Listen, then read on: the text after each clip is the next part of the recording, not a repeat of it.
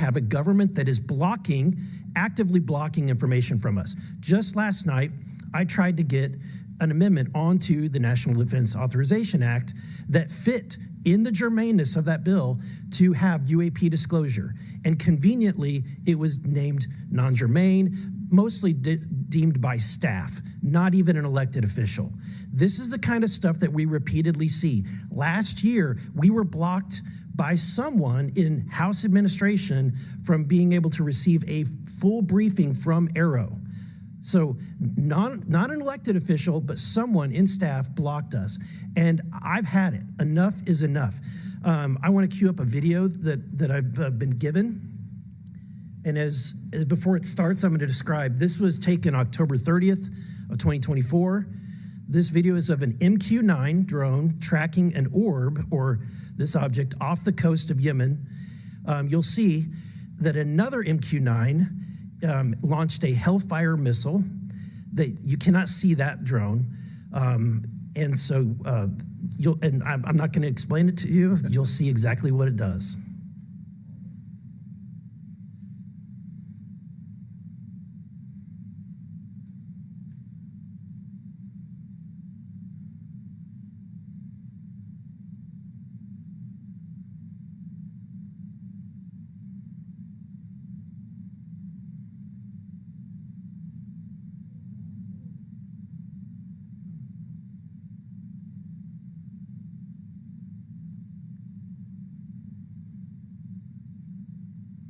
This is when it zoomed out, so you can still see it traveling.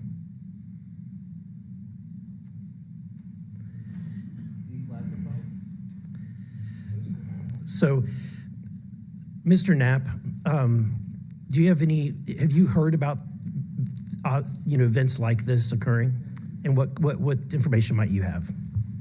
I have heard about events like this. I have heard about this event. Jeremy Corbell and I talked about it in one of our episodes a while back. We did not have the video, though. There are servers where there's a whole bank of these kind of videos that Congress has not been allowed to see, that the public hasn't been allowed to see. Occasionally, some of that stuff gets out in the wild, and it comes our way. It should be going to you. The public should be seeing this stuff. And why you're not allowed to, I don't know. But that's a Hellfire missile smacking into that UFO and just bounced right off. And it kept going. It kept going, and it looks like the debris was taken with it. Yeah, what the hell is that? What flies like that? Again, I'm not going to speculate what it is, but the question is, why are we being blocked from this information consistently? And you had you reported James Lakatsky came to you with government possession of NHI craft and how they ultimately gained entry. Can you testify to the veracity of that claim? Dr. Lakatsky is an honorable man who served most of his career with the DIA, a very trusted, high-level rocket scientist and intelligence analyst who inspired the OSAP program, as I said earlier. And in full disclosure, I've co-written 2 books with him. He dropped this on myself and our other co-author out of the blue. And it took 14 months for us to get DOPSR approval for him to release 2 sentences on that. He said this craft, we had managed to get inside of it. It had no wings, no rotor, no tail. It had no fuel tanks. They didn't know how it flew or how it was operated. It clearly looked like it was aerodynamic, but he would not go further. He's a by-the-book guy, and until he gets clearance to say more about that, I don't think we're going to hear much more. But it's not ours. It wasn't ours. We didn't make it. We didn't know who made it and how it was built and how it operated. We've got at least one. And I don't know, I think that's enough confirmation that we do have recovered discs and material. Mr. Knapp, I've watched many of your videos on Joe Rogan and other places. One of the big questions, I think, for many of us is, why do you believe that the federal government refuses to be transparent about this issue? I think there's probably multiple reasons. At the start, when these things first started invading our skies in large numbers, we were scared. It was right after World War II, and we didn't know what they were, and they didn't want to panic the public, and that was probably a good call. Over time, I think the lying sort of became institutionalized. Flights over Washington, D.C. in 1952, They're seen, they're captured on radar, jets are chased after these objects, and then we get an explanation it was a temperature inversion. And those kind of lies have been told for a long time. What was told to me by an investigator from Congress, a guy named Richard D'Amato, who was sent after this story by Robert Byrd and Harry Reid. He came out to Nevada, tried to get into Area 51, did get in there, looked around, talked to people, trying to get to the bottom of it. He believed that this program, reverse engineering, et cetera, was inside, had been moved inside these corporations. And he said, when this comes out, people are going to go to prison. And he meant people who were basically misusing legitimate national security funds, tens of billions of dollars, in order to keep this cover-up going. I also believe there's a legitimate reason for the cover-up in that there is undeniable connection of national security involved in this technology. If we are racing for it to master that technology against the Russians and the Chinese, which is what I have been told by Senator Reid and many others, then it is a race that's critical to our survival. There could be a form of disclosure, I think. Yes, it's real, it's from somewhere else, without revealing all the details that would allow someone else to have an advantage in the race for this technology. Thank you. My first question is to Mr. Knapp. Mr. Knapp, how do we know that the files that you obtained from the former Soviet government are not BS and just given to you as a disinformation campaign against the U.S. government? That's a good question. So I shared some of them with the Senate Intelligence Committee when I first got back because that was requested by the Russians, who shared some of that information with me. Secondly, I gave all of that material to the DIA through BASS, the OSAP program. Sorry for the acronyms. Can you name names real quick? Sorry. At BASS or OSAP? Who did you give them to directly? I gave them to Robert Bigelow and to Jim Lukatsky. And they hired a whole team to go through them and retranslate them and analyze it, and they created a structure of how the UFO programs in the USSR and Russia were put together. They said they were real. The other person who said they were real is David Grush. And then finally, Mr. Borland, when you engaged with Arrow in 2023, you noted that their public statements did not match the reality that you and others had witnessed. In your assessment, what were the key limitations of Arrow? You know, I would put it to you this way. The statement Arrow has made is scientific evidence of extraterrestrials. Scientific evidence requires a scientific control. Extraterrestrial is an entity on another planet. The only way to scientifically prove extraterrestrial is we have to go to that planet, acquire technology, bring it back, and compare it to what we have here. So you're saying they won't let anything out because, or they won't come forward unless they confirm that unless they go to the planet and confirm where its origin is. That would be scientific evidence, yes. And by that statement, Arrow found no scientific evidence of extraterrestrials is basically, I don't want to call it a psyop, but a misrepresentation, because we do have things. But making that statement is not technically a lie. It's a misrepresentation of the full truth. I'm going to go to you, Mr. Knapp, first. You've interviewed numerous UAP whistleblowers over the years. Question is, how do you verify their claims before deciding they're credible enough to report on? It's a combination of factors. First, you check their credentials. Did they really serve where they said they did? And did they work where they said they did? Are there any other witnesses? Is there visual proof, film, footage, things of that sort? You ask the people around them that know them, that used to work with them. If they're credible people, that's one way. You know, I think about Arrow, the organization that this body created to deal with witnesses and whistleblowers. I hope I'm not taking too much of your time here, but they invited people to come forward, service members who knew, saw things and had experiences. And I can tell you that the people that I have talked to who went through that are deeply disappointed. There was a guy named Bob Jacobs who was a lieutenant attached to Vandenberg in 1964. His unit would record missile tests. They recorded all of them. On one of these particular tests, a UFO comes out of nowhere, zaps what looks like a laser beam at what would have been a nuclear dummy, a nuclear weapon, and disabled it. And he is called into the commander's office. Two guys in suits clip that film footage out that shows the UFO, and he's ordered to never talk about it.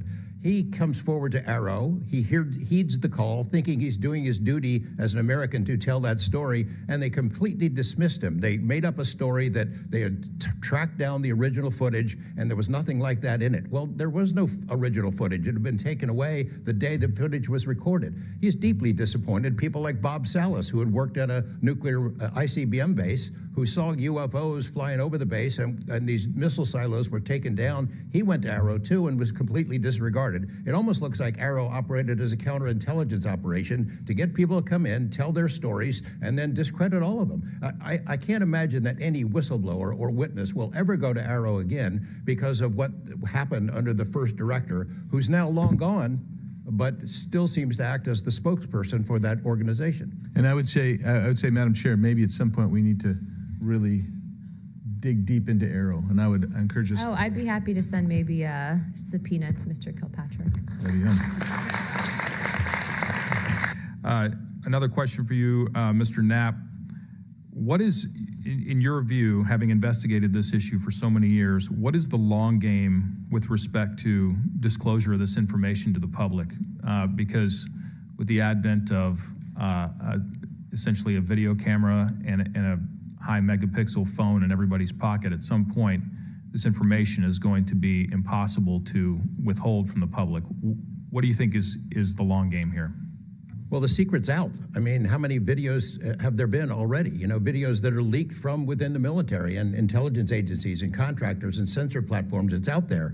But they have the high ground. The people that don't want us to take it seriously dismiss it, discredit the witnesses, come up with a cover story. I mean, it's been out there a long time. The public senses that it's real, and the people in authority dismiss them. It's a game that's been going on a long time, and I don't think they're ever going to release it.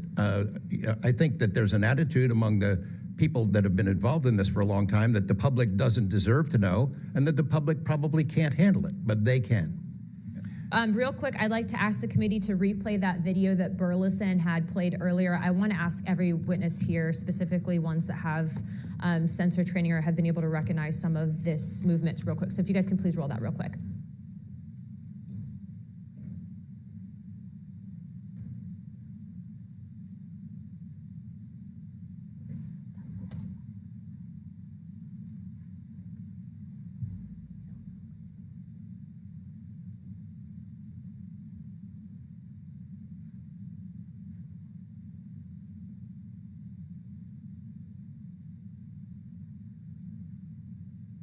Okay, while this is still rolling, Mr.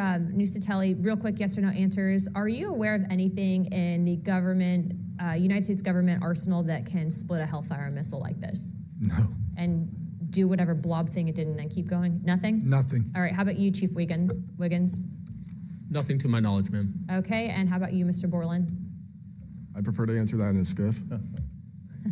Okay, does this video scare you guys? Yes or no? Yes. Wiggins? Yes. Nat?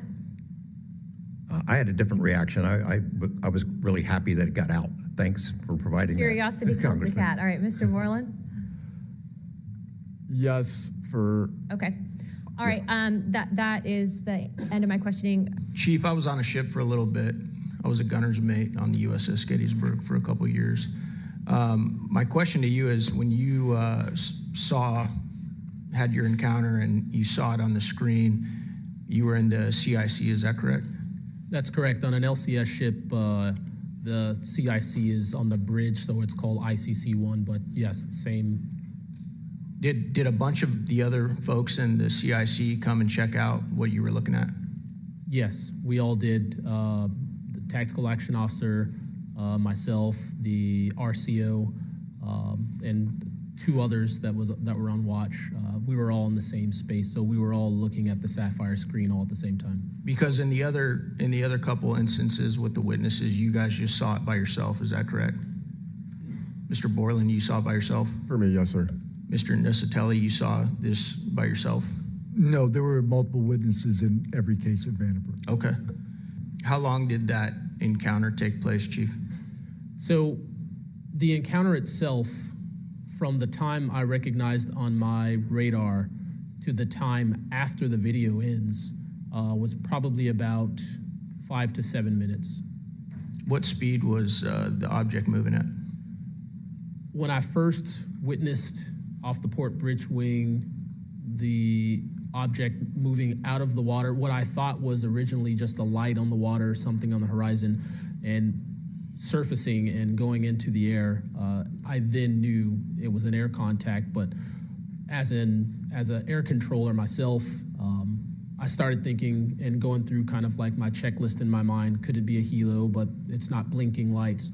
So I then realized this is something I've never seen before. So the speed itself, just going from the horizon to about maybe 3,000-4,000 feet in the air, was very slow, slowly rising. And then it sped up. I'm not an expert at knowing specific speeds of aircraft just by visual eye, but I would say probably 1-2 Mach instantly into the rest of the formation.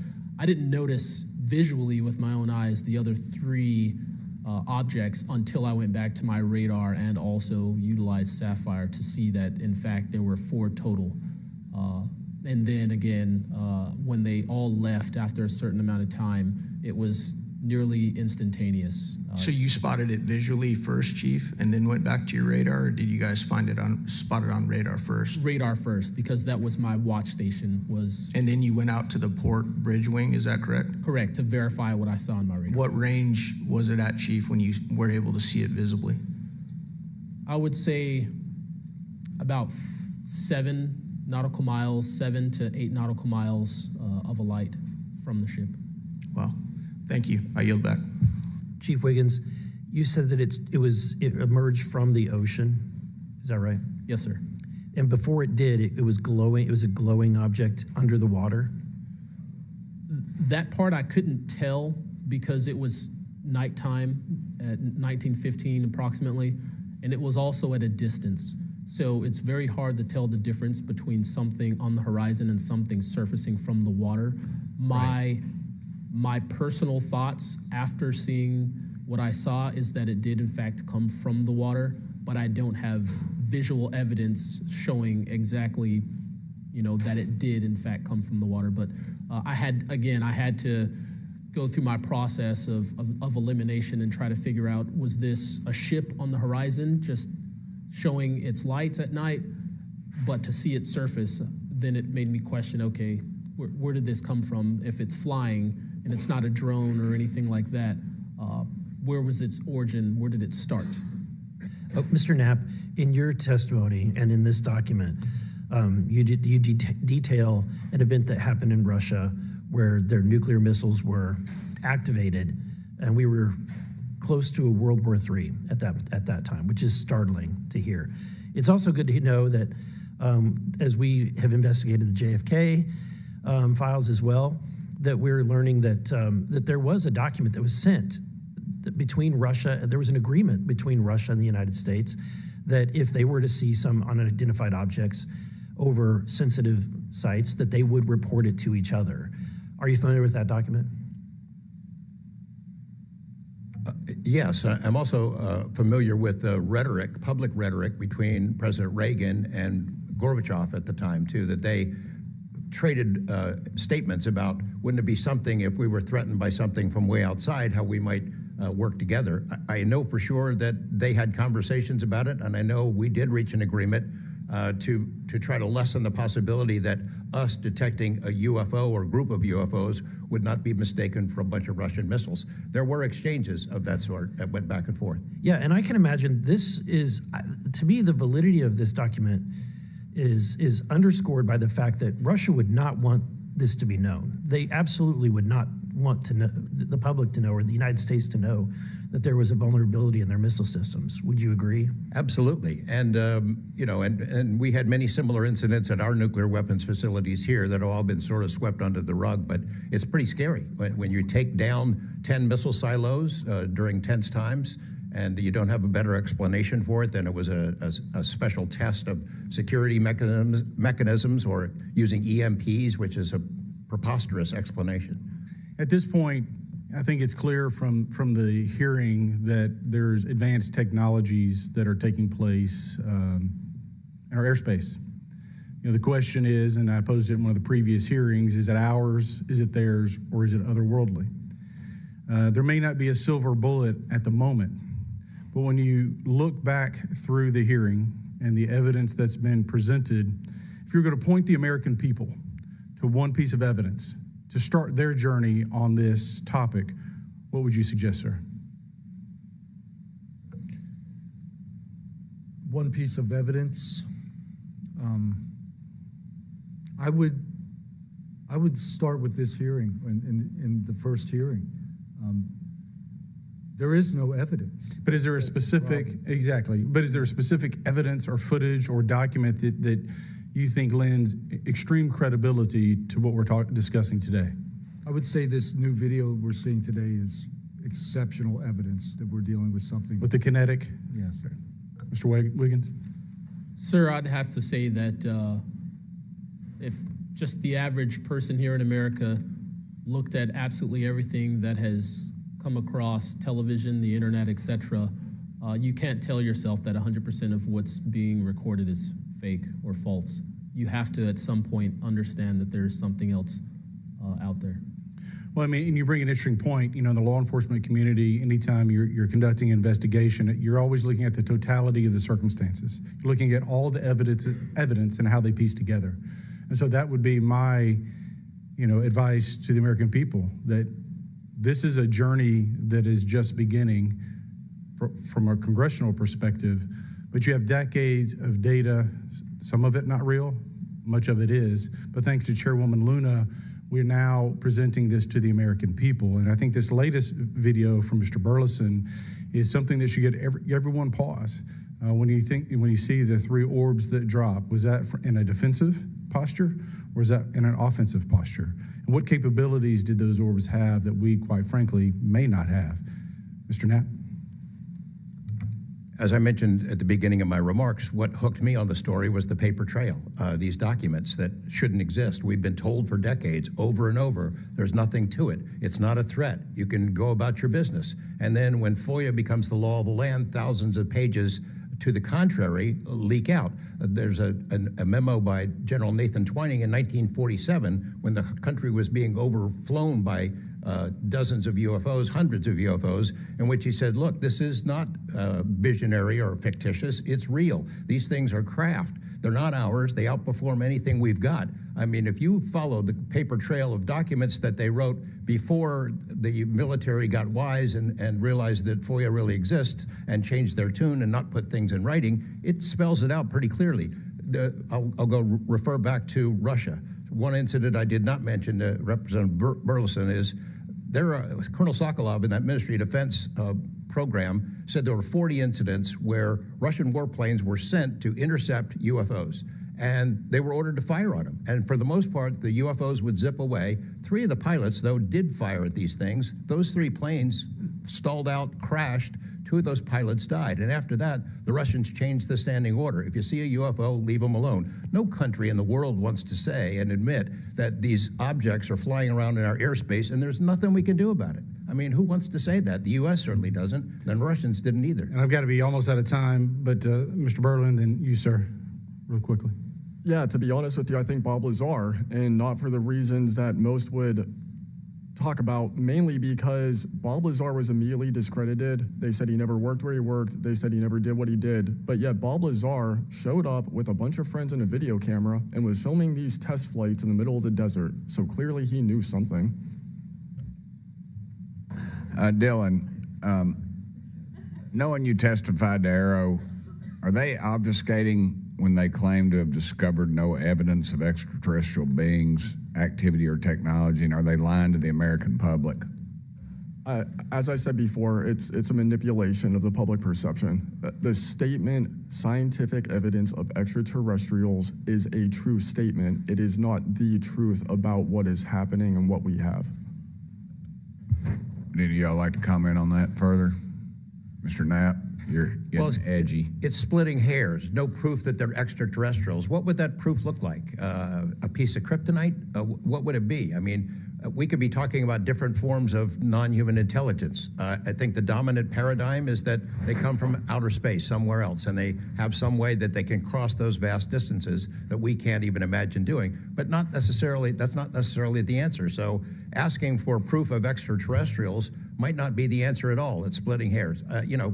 We don't know where they're from. I don't know anyone who knows the answer for sure. They call them aliens just as a placekeeper kind of a word, but no one in all these programs who've studied this stuff for years, people with much bigger brains than mine, knows the answer for sure. I've talked to Navy folks that some of the deep sea areas, they think there might be something there that they're here, and I don't know when they got here. Another point that needs to be made is every time, we say we're going to back engineer or whatever you want to call it, these craft, I always say, like, it'd be like if you took I ride motorcycles, but if you took like an Indian or a Harley to the people that came over here on the Mayflower, they'd see a bright, shiny object. They might polish it.